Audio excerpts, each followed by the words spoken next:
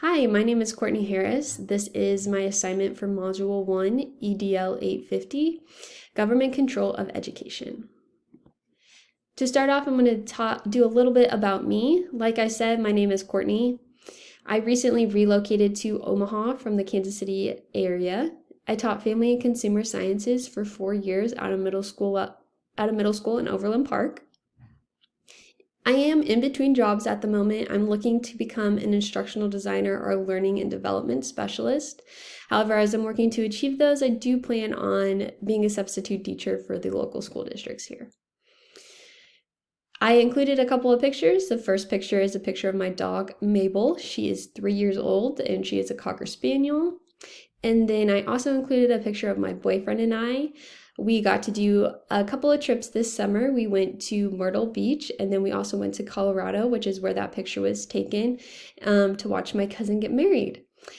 He's the reason I have relocated to Omaha, so I'm excited to experience a new place. Today we're going to be talking about government control of public education, and we're going to be talking about the 3 levels, so federal, state, and local level. To start off, we have our federal level. This is the U.S. Department of Education, and it contributes to education funding and the decisions, but most of the day-to-day operations take place at the state and local levels of government. Some of the key responsibilities is that it establishes policies related to educational funding, it distributes funds and monitors how the funds are being used. They ensure the right to a free and high-quality education for all students by protecting their civil rights. They conduct high-quality research and collect data to make informed decisions and create policies. They identify problems in the education system so the states are able to take action and find a solution. At the state level, most states have a state department of education who is responsible for overseeing public education in their state. For the most part, states are able to independently make choices. However, there is still some influence from the federal level. At the state level, they are responsible for approving licenses and certificates of schools and education staff. They provide and allocate funding for public schools. They develop and set state standards for assessment and curriculum. They supervise special services for students with disabilities and other challenges, and they elect and appoint some members of the state and local board of education. And then the last level of government is the local. Local control of public schools refers to elected or appointed representatives serving on a governing body, such as a school board or committee. Representatives serve in the community where they are located or where they live. Some responsibilities are to determine the policies and guidelines for hiring school personnel, employ school superintendent and evaluate their effectiveness, develop and manage school policies in the district, create and adopt curriculum based on the standards established by the state, and establish the school budget and allocate resources. Since I recently moved, I decided to take a deep dive into one of the local public school districts, and that is Millard Public School. I read all about the School Board of Education's policies, and here is what I found. So when it comes to the success and well-being of students and adults, the goal of the district is to provide all students with a safe and equitable learning environment. For adults, the district will establish a high morale working condition and policies. When managing the school district, the Board of Education clearly defines policies and rules to guide the operations of the school district. The policies and rules establish and communicate the board's education focus on student learning. When communication with the public needs to happen, according to the policies, the district and the schools will communicate with staff and the public on district-wide significance through district-sponsored mediums and the news media. When evaluating technology, the district has established that it will use technology to develop, improve, and provide an effective program of instruction. When evaluating the technology, the district might evaluate it on how it improves learning and how effective the technology is. For the operation systems, The board has operation systems in places for how to run meetings, how to allocate funds, and how to evaluate the superintendent and other staff.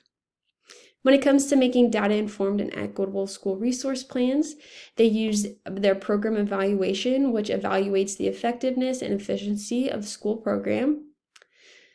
The program assessment data then is used to improve, modify, or terminate ineffective school programs.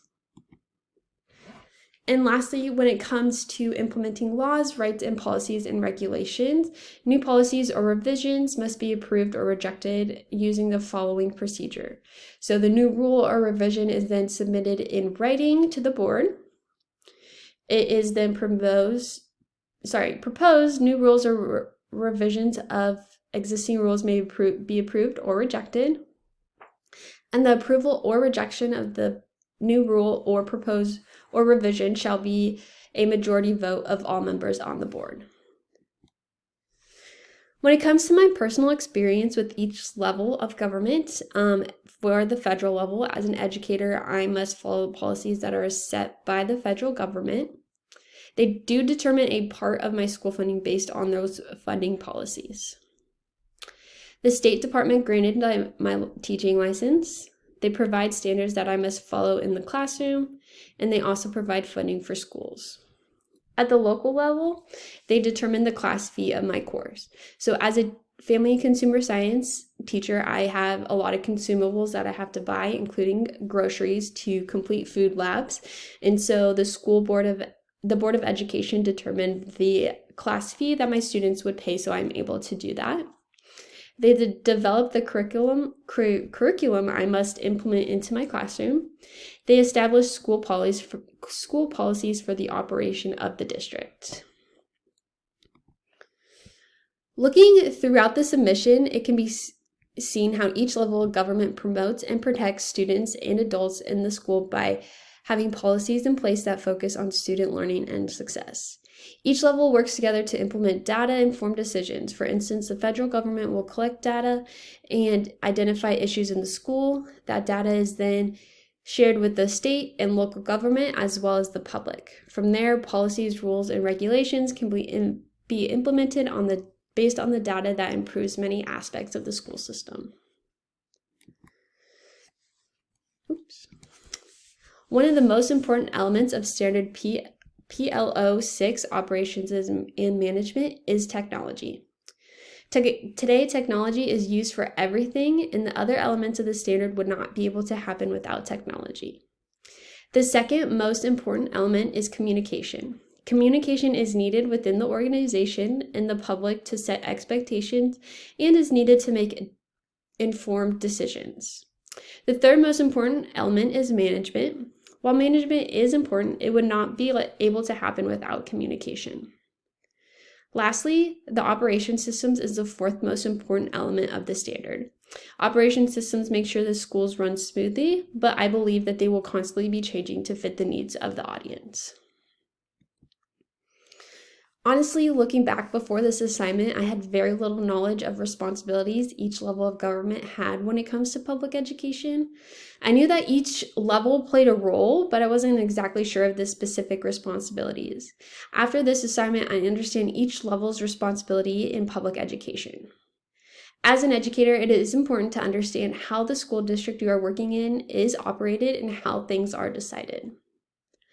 Going forward, I will change the way I address issues. Many policies are set by the local school board, so I will need to communicate at meetings policies that need to be changed rather than to my administration. Personally, a big issue that has affected me is class size. And I know that my administration has heard a lot about how that affects my teaching. But there wasn't much they could do. It was just a policy set by the school board. So going forward, I would make sure that I would take my policies that need changes to the appropriate people to make sure that I am being heard and that I could potentially have a change. The assignment will change the way I learn about school districts. In the past, I've quickly reviewed the district website without diving into the policies of the school board. The assignment provided me with the skills needed to learn more about a school district and the ability to analyze policies. By learning more about the policies, it will also change my teaching. I might implement different classroom procedures or regulations based on the policies that the local school board established. As a future school leader, this assignment will provide me with the background information on where I can find the information to make informed decisions that align with the local school board. Lastly, it will also influence how I approach the changing of policies or making the school board aware of issues in schools. Here are some of my references. Here are the rest of my references. I also included a link to these slides as well for you to take a look at. I'm looking forward to watching all of your videos and meeting you guys. Have a great day.